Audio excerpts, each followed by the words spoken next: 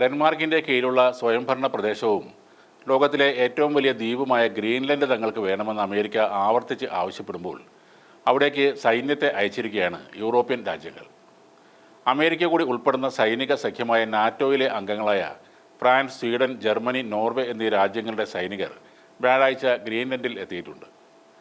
ദ്വീപിൻ്റെ കാര്യത്തിൽ അമേരിക്കയുമായി ഡെൻമാർക്കിൻ്റെയും ഗ്രീൻലാൻഡിൻ്റെയും പ്രതിനിധികൾ നടത്തിയ കൂടിക്കാഴ്ചയ്ക്ക് പിന്നാലെയാണ് സൈന്യം അവിടെ എത്തിയത്. നിരീക്ഷണത്തിനായാണ് തങ്ങളുടെ സൈന്യത്തെ ഗ്രീൻലാൻഡ് തലസ്ഥാനമായ നൂക്കിൽ വിന്യസിക്കുന്നതെന്ന് യൂറോപ്യൻ രാജ്യങ്ങൾ ബുധനാഴ്ച പ്രഖ്യാപിച്ചിരുന്നു. ഗ്രീൻലാൻഡ് ബലപ്രയോഗത്തിലൂടെ പിടിച്ചെടുക്കുമെന്ന പ്രസിഡന്റ് ഡൊണാൾഡ് ട്രംപിൻ്റെ ഭീഷണിയുടെ പശ്ചാത്തലത്തിലാണ് ഗ്രീൻലാൻഡിൻ്റെയും ഡെൻമാർക്കിൻ്റെയും വിദേശകാര്യ മന്ത്രിമാർ അമേരിക്കൻ വൈസ് പ്രസിഡന്റ് JD വാൻസുമായി ഈ കൂടിക്കാഴ്ച നടത്തിയത്. വിദേശകാര്യ സെക്രട്ടറി മാർക്കോ റൂബിയോയും അതിൽ പങ്കെടുത്തിരുന്നു. എന്നാൽ അടിസ്ഥാനപരമായ വിയോജിപ്പുകളൊന്നും കൂടിക്കാഴ്ചയിൽ പരിഹരിക്കാൻ കഴിഞ്ഞില്ലെന്നും ദ്വീപ് പിടിക്കാനുള്ള ട്രംപിൻ്റെ താൽപ്പര്യം വളരെ സ്പഷ്ടമായെന്നും ചർച്ചയ്ക്ക് ശേഷം ഡാനിഷ് വിദേശകാര്യമന്ത്രി ലാർസ് റോക്ക് റൂസ്മുസൻ പറഞ്ഞു.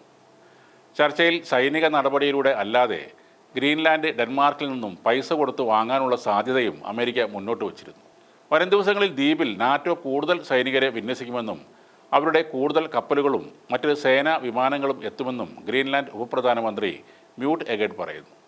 ആർട്ടിക്കിലെ സുരക്ഷ ശക്തമാക്കാൻ ഒരു പ്രവർത്തക സംഘം ഉണ്ടാക്കിയിട്ടുണ്ടെന്നും ട്രംപിൻ്റെ ആഗ്രഹം തടയാനുള്ള എല്ലാ ശ്രമങ്ങളും തുടർന്നും നടത്തുമെന്നും ഡാനിഷ് പ്രധാനമന്ത്രിയും പറഞ്ഞു. ഡെൻമാർക്കിൻ്റെ ക്ഷണപ്രകാരമാണ് നൂക്കിലേക്ക് സേനയെ അയക്കുന്നതെന്നും ചൈനയും റഷ്യയും ആർട്ടിക് മേഖലയിൽ ഉയർത്തുന്ന ഭീഷണി നേരിടാനാണ് ഇതെന്നും ജർമ്മനി പറഞ്ഞു. ആദ്യ ബാച്ച് ഫ്രഞ്ച് സൈന്യം നൂക്കിലേക്ക് പുറപ്പെട്ടെന്നും ബാക്കിയുള്ളവർ ഉടനെ എത്തുമെന്നും ഫ്രഞ്ച് പ്രസിഡന്റ് ഇമ്മാനുവൽ മാക്രോണും പറഞ്ഞു. യൂറോപ്യൻ ദൗത്യത്തിൻ്റെ ഭാഗമായി ഒരു സൈനിക ഉദ്യോഗസ്ഥനെ അയക്കുമെന്നാണ് നെതർലാൻഡ്സ് അറിയിച്ചിട്ടുള്ളത്.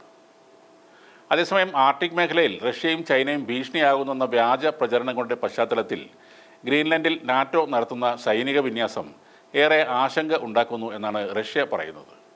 എന്നാൽ ഗ്രീൻലൻഡ് ദ്വീപ് ഏറ്റെടുക്കാനുള്ള ഒരു സാധ്യതയും തള്ളിക്കളയില്ല എന്നാണ് ട്രംപ് പറയുന്നത്. റഷ്യയോ ചൈനയോ ഗ്രീൻലാൻഡ് പിടിച്ചെടുത്താൽ അവരെ നേരിടാൻ ഡെൻമാർക്കിന് കഴിയില്ലെന്നും ഗ്രീൻലാൻഡ് സ്വന്തമാക്കാൻ നാറ്റോ അമേരിക്കയെ സഹായിക്കണമെന്നും കൂടി ചർച്ചയ്ക്ക് മുമ്പ് ട്രംപ് ആവശ്യപ്പെട്ടിരുന്നു. ജനുവരി 3 വെനസ്വേലയിൽ അധിനിവേശം നടത്തി പ്രസിഡന്റ് നിക്കോളാസ് മഡൂറോയെ പിടിച്ചുകൊണ്ടുപോയതിനു ശേഷമാണ് ഗ്രീൻലാൻഡിന്മേൽ അമേരിക്ക സമ്മർദ്ദം ശക്തമാക്കിയത്. ഗ്രീൻലാൻഡ് പ്രശ്നത്തിൽ നാറ്റോ രാജ്യങ്ങൾ പരസ്പരം പോരടിച്ചാൽ വലിയ ദുരന്തം ഉണ്ടാകുമെന്ന മുന്നറിയിപ്പുമായി പോളണ്ടും എത്തിയിട്ടുണ്ട്.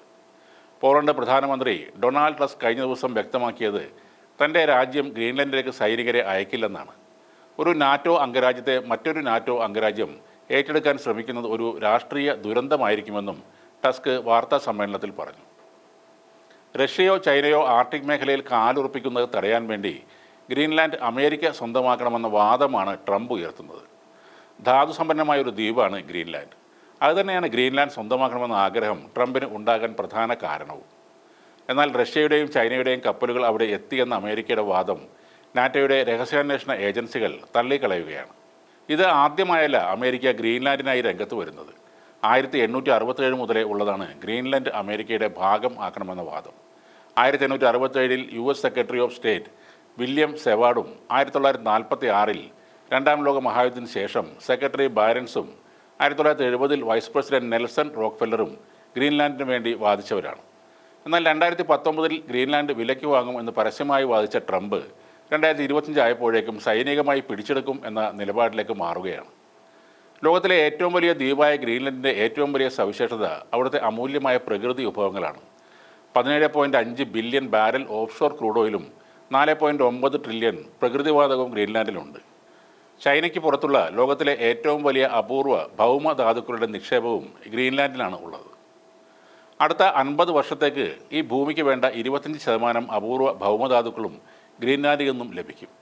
അന്റാർട്ടിക്കിന് പുറത്തെ ലോകത്തെ ശുദ്ധജല നിക്ഷേപത്തിൻ്റെ 2/3 അവിടുത്തെ മഞ്ഞുപാളികൾക്കടിയിൽ കിടപ്പുണ്ട്. ഇതൊക്കെ കൊണ്ട് തന്നെയാണ് അമേരിക്കയ്ക്കും മറ്റ് ലോകരാജ്യങ്ങൾക്കും ഗ്രീൻലാൻഡ് പ്രധാനപ്പെട്ട ഒരു സ്ഥലമാകുന്നത്. വെറും 56,000 ആളുകൾ മാത്രമാണ് ഈ 21 ലക്ഷം സ്ക്വയർ കിലോമീറ്റർ വലിപ്പമുള്ള ദ്വീപിൽ താമസിക്കുന്നത്.